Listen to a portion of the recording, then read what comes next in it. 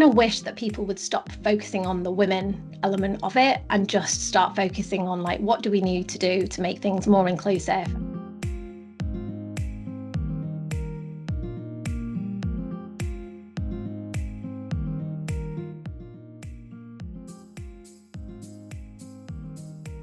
It's a really good question because I find speaking still quite terrifying. So a lot of people are always asking me, why do you speak? Why do you post content on LinkedIn? Why do you share your story?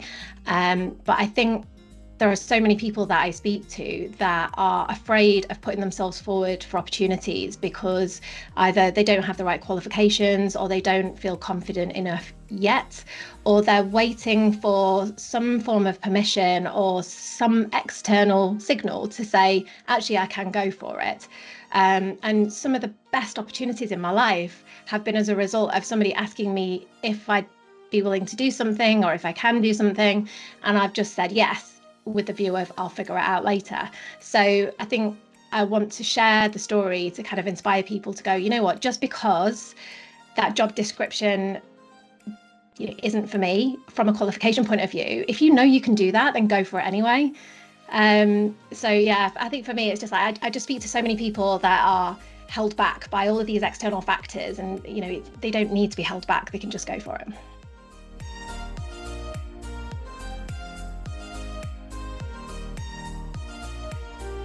Courage is a really interesting word for me, as is confidence. And I feel like they're mixed up a little bit. And I feel like so many people within organizations are waiting to feel confident enough before doing the thing that they need to do.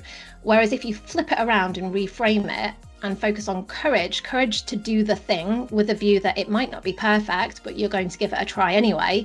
And then you learn from that experience, then go do it again, but do it better. So for me, courage is really, really important because it encourages people to do what they need to do, but with a view of learning from it, rather than going from a place of confidence where there's no expectation to learn. That, and the fact that courage is really contagious, right? If you see somebody doing something that they don't know how to do, or something that's a bit scary, and they're being courageous, they're being brave, it inspires people to think, you know what, maybe I could do the same thing. Whereas if you see somebody doing something from a position of confidence, then the narratives are usually around, or what I'm hearing anyway, are around, oh, well, I can't do that, or I don't have the skills to do that, or I don't have enough experience to do that. So for me, if organizations promote courage, then I believe that they can get a lot more from their teams. And I've witnessed this firsthand myself from the teams that I've worked with and the people that I've spoken to as well.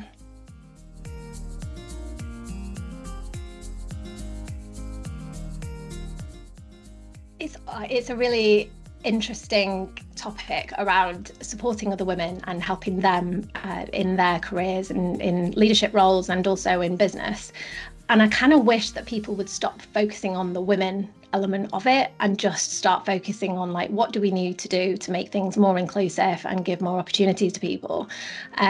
That being said, I've worked across so many male-dominated industries. A lot of women that I speak to, especially in junior roles, have a fear of putting themselves forward, have a fear of asking questions in case they're wrong, have a fear of consequence, basically, and that consequence could be wide-ranging.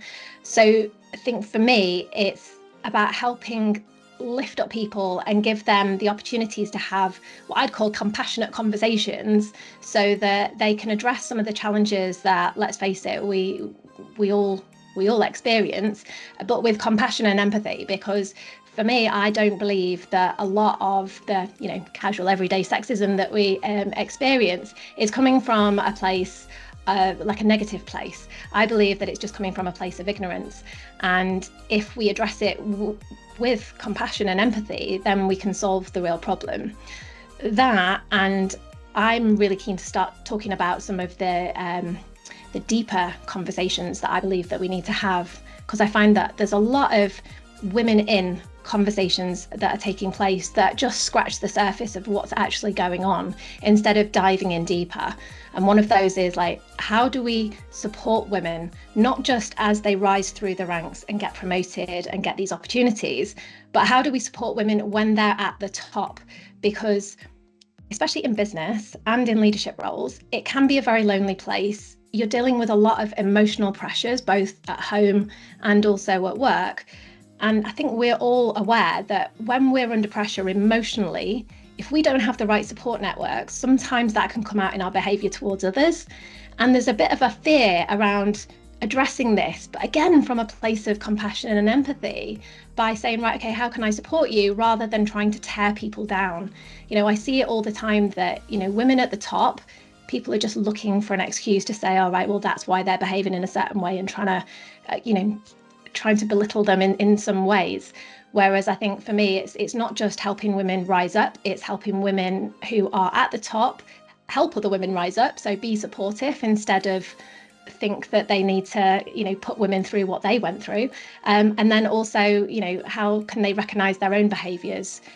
Because I've got an incredibly supportive network, and from my own experiences, they will support me when things do get overwhelming, or if the emotional burden of leadership and business gets a bit too much, to sort of force me into having rest, force me into sort of addressing some of the things that are going on for me personally, rather than that then spilling over and affecting other people. I think people focus on like, oh yeah, women aren't getting the opportunities. It's like, well, women aren't putting themselves forward for the opportunities. I'm where I am because I've put myself forward for opportunities. I've not waited for somebody to go, here you go, Charlie, let's do this. And also the thing that I'm really passionate about is that throughout my career, it's always been men that have supported me, that have encouraged me, that have given me the tools, that have given me the training, that have given me the time to get to where I am now. And the most traumatic experiences, some of which have sent me into like therapy, have come from women that have just tried to take me down. And it's come from a position of jealousy or their own stuff that they've not got support with, that they're then passing on to me. So, I believe that women were the enemy for many, many years, didn't have very many female friendships. And I've really worked hard to change that. I've got some incredible female friendships. But I just think that like we need more support at the top rather than just judgment.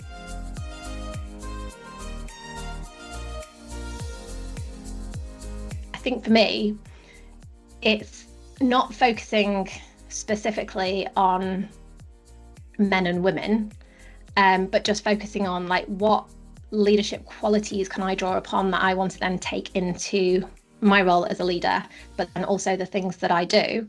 What I have realised, and I think I was ignorant to this, and a few friends, especially from the Professional Speaking Association, has really helped me realise, is that by default, if people ask me to recommend a speaker, recommend an author, recommend a podcast, more often than not, I'm recommending male-driven podcasts, authors, speakers. And that's not because of like me being intentionally exclusive. It's just because that's been my world and that's what I've seen. But what I have been doing is I've been encouraged to actually look beyond that. So I have been making a very specific effort to like look for female authors and acknowledge them. But what I have also found, I was asked for some leadership book recommendations the other day, and actually 3 of my top leadership book recommendations were written by women. But again, I kind of want to get away from this, like having to go, oh, well, I have to think about female-led authors and female-led experts and have to think about male-led authors and male-led experts.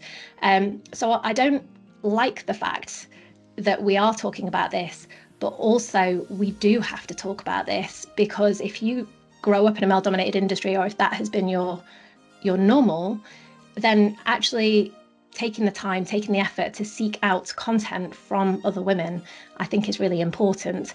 And sort of seeking out those sort of like other female support networks, because it's not about men and women for me, it's about diverse perspectives. So it's about having like a male voice, a female voice, a Gen Z voice, a millennial voice, a baby boomer voice, a neurodiverse voice, so that you've got all different perspectives and that you're not just relying on like one train of thought just because that's your normal. I want it to be like everybody just talk about people. Like I wish it was, but also I think we're just playing under the fact that like women haven't had a voice for very long, we're expecting, centuries worth of progress to happen in a couple of decades, which I think if we actually take a step back and just go, actually, we have come really far. Yes, there's a lot of work to do, but like, what are the things that we need to focus on? And I think a lot of it is, that self-awareness piece, and actually sort of taking the time and the energy to sort of check yourself and say, right, well, am I only recommending men? Am I only recommending people of a certain age? Because that was another thing that I checked in on as well. It's just like, well, hang on a minute, like all of the, I think it was authors, it's like all of the authors that I'm recommending are in their 50s and 60s. Like, where are the new, fresh perspectives?